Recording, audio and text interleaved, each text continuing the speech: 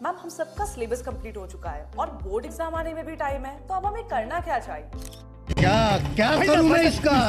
अब बारी है इंपॉर्टेंट टॉपिक्स को एनालाइज करने का एंड इंपॉर्टेंट क्वेश्चंस प्रैक्टिस करने का, जिससे आप अभी भी अच्छे स्कोर कर सकते हो। बट मैम ये इंपॉर्टेंट टॉपिक्स है कौन से? चलो समझते हैं। Let's start with section A biology, जिसमें आपके 5 चैप्टर्स हैं। First chapter is life process, जिसमें nutrition, respiration, excretion very important, and diagram of heart and excretory system. Second chapter is control and coordination, जिसमें hormones, reflex arc, reflex action and labelling of brain is very important. Third chapter is reproduction, जिसमें आपका asexual reproduction and sexual reproduction काफी important है, and male and female reproductive system का diagram as well as their theoretical part.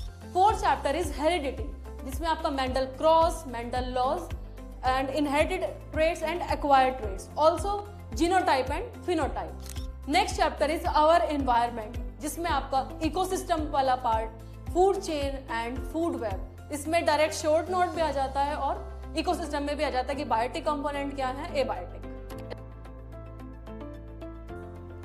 अब बारी है chemistry की, which is your section B. इसमें आपके कितने चैप्टर्स हैं? 4 chapters. First chapter is chemical reactions and equations, जिसमें balancing equation, type of reactions and also corrosion, how to prevent corrosion, these are very important topics. Second chapter is acid, bases and salts, जिसमें आपका pH scales, indicator and common salt, जिसमें कि baking soda, washing soda and POP, gypsum, these are very very important topics. Third chapter is metals and non metals, also इसका weightage भी 10 marks है।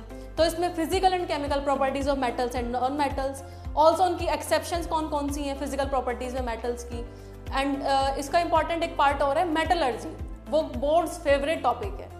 Then corrosion, जो आपने first chapter में कर ही लिया। Last chapter of chemistry is carbon and its compound, जिसमें आपका कोवेलेंट बॉन्डिंग क्या होती है, होमोलोगस सीरीज, आयुपैक नेम, कैसे कैसे कोई भी कंपाउंड आ जाएगा उसकी naming. Then last is ethanol and ethanoic acid, and boards most favourite topic is soaps and detergent, जिससे क्वेश्चन आएगा ही आएगा। And now it's time for your section C, that is physics.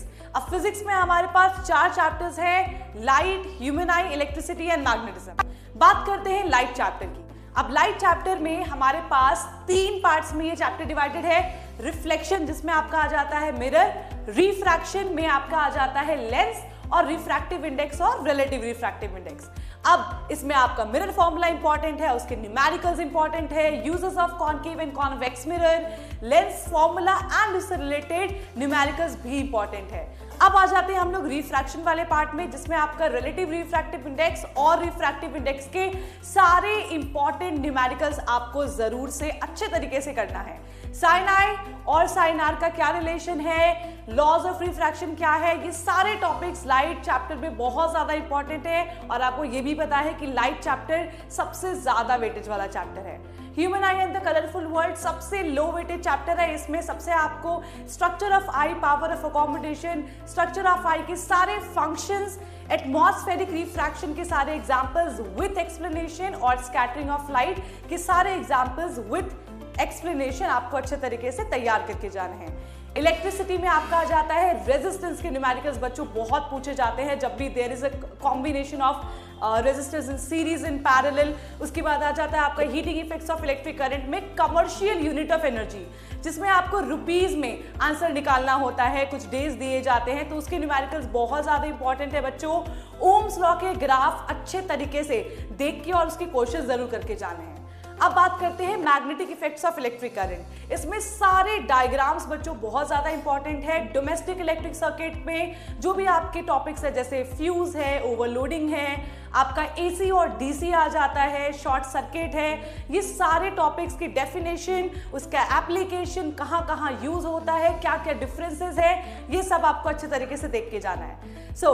अच्छे तरीके से आप सबको पता चल चुका है कि मोस्ट इंपॉर्टेंट टॉपिक साइंस के क्या क्या हैं, क्या करना चाहिए इन कुछ बचे हुए दिन में। तो ऑल द वेरी बेस्ट, अच्छे तरीके से पढ़ाई करते रहिए और सारे इंपॉर्टेंट टॉपिक्स को देखते रहिए।